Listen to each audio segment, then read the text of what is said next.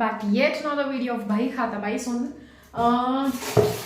काफी टाइम के बाद मिल रहा है, काफी टाइम नहीं मतलब इंटरवल्स में ऐसे ऑल्टरनेट डेज पे वीडियोस आ रहे थे, बट कोई बात नहीं यार।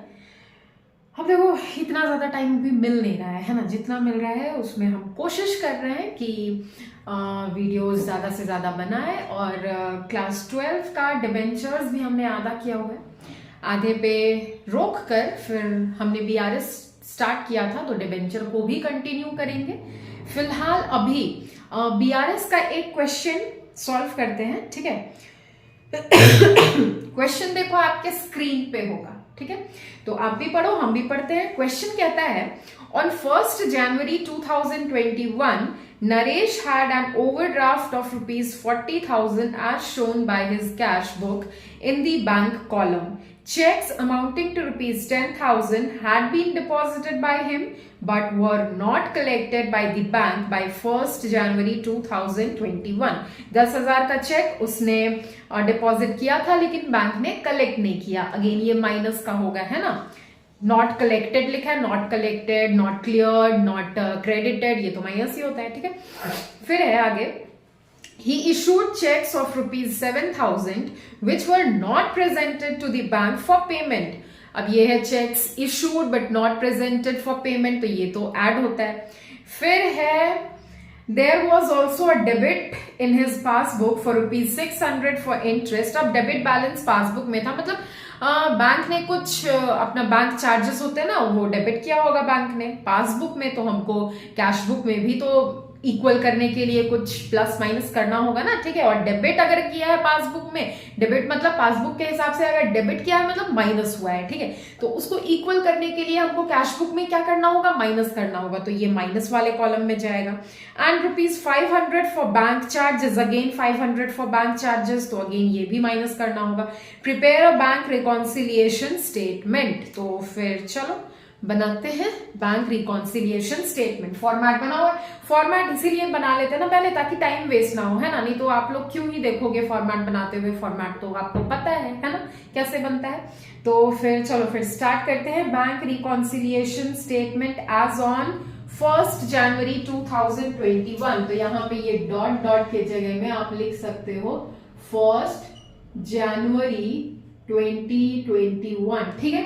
फिर उसके बाद इसमें है, हमने अभी तक वो ओवरड्राफ्ट वाला एक भी क्वेश्चन नहीं किया था, तो इसीलिए आज मैंने सोचा कि ओवरड्राफ्ट का भी क्वेश्चन करते हैं।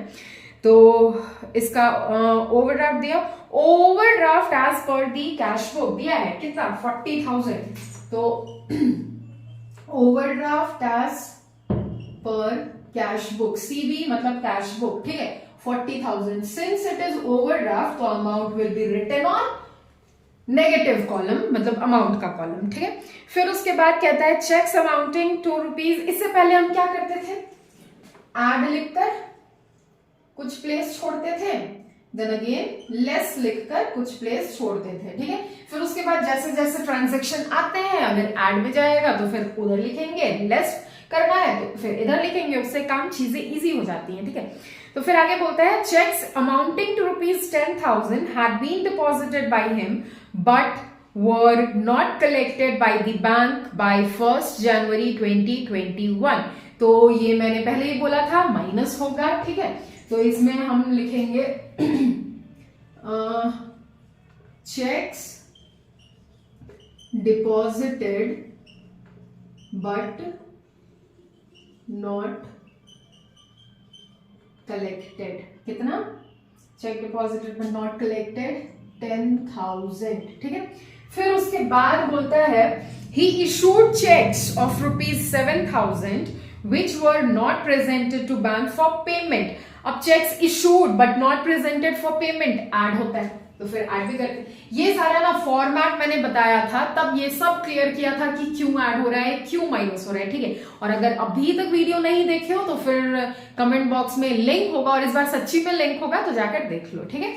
तो फिर cheques issued but not presented for payment, cheques issued but not presented for payment, कितना है 7,000, तो ये तो इधर लिखा आएगा, ठीक है।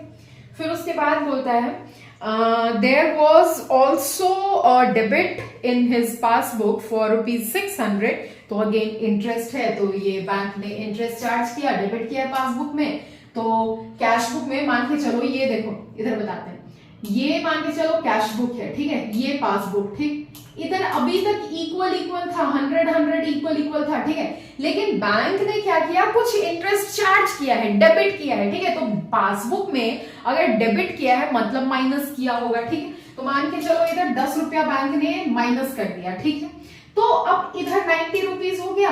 अब कैश बुक और पासबुक को इक्वल दिखाने के लिए हमको इधर भी माइनस करना पड़ेगा 10 रुपीज, तभी तो ये इक्वल होगा, ठीक है। तो यही कर इसीलिए हम इसको बैंक इंटरेस्ट, मतलब जो भी बैंक पासबुक में डेबिट किया है, डेबिट करती है, उसको हम माइनस करते हैं, ठीक है। तो फिर ये हो गया फर्स्ट, ये सेकेंड, चार्ज इंटरेस्ट लिख दो, चार्ज इंटरेस्ट 600, कौन, बैंक चार्ज इंटरेस्ट, ठीक है। देन थर्ड भी माइनस ही होगा क्योंकि थर्ड में बैंक चार्जेस था ना 500 का, एंड ₹500 फॉर बैंक चार्जेस, या बैंक चार्जेस, ये बैंक का इंटरेस्ट, ये बैंक चार्जेस, ठीक है, 500। अब तो ऐसा क्वेश्चन कुछ नहीं बोल रहे है ना, तो फिर इसको हम बैलेंस करते हैं, ठीक है।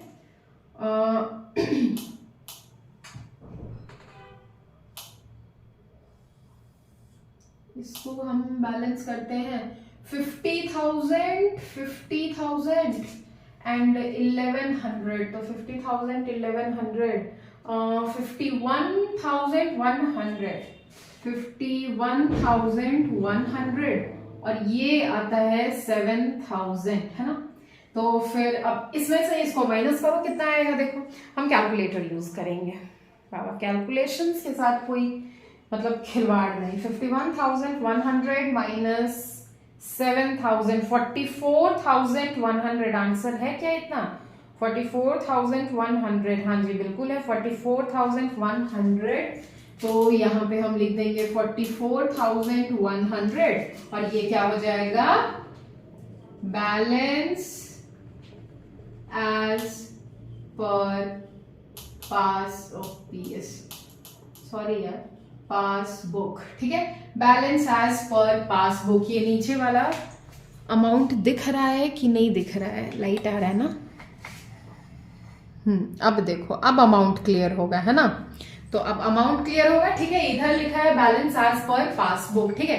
तो देखो ओवरड्राफ्ट वाले क्वेश्चन में ना कुछ ऐसा बहुत ज्यादा मतलब ये क्या बोले, टफ नहीं होता है, ठीक है। बस आपको देखना है कि ओवरड्राफ्ट है, नेगेटिव बैलेंस है या पॉजिटिव बैलेंस है, कैसे स्टार्ट करना है, ठीक है, वो बस देखना है, फिर चीजें इजी हो जाती हैं। क्या ऐड होता है, क्या माइनस होता है, आपको अच्छे से पता है, आप तो इंटेलिजेंट हो, है ना, ठीक है। तो फिर क्वेश्चन यहाँ पे आके खत्म हुआ, ठीक है। तो अब मिलते हैं हम नेक्स्ट वीडियो में। टिल देन क्लास 11 में आप नए हो, इधर हम नए हैं, तो साथ मिलकर पढ़ते हैं, सीखते हैं, समझते हैं और एंजॉय करते हैं अपने जर्नी को। और हाँ, do like, share, subscribe and comment. Bye.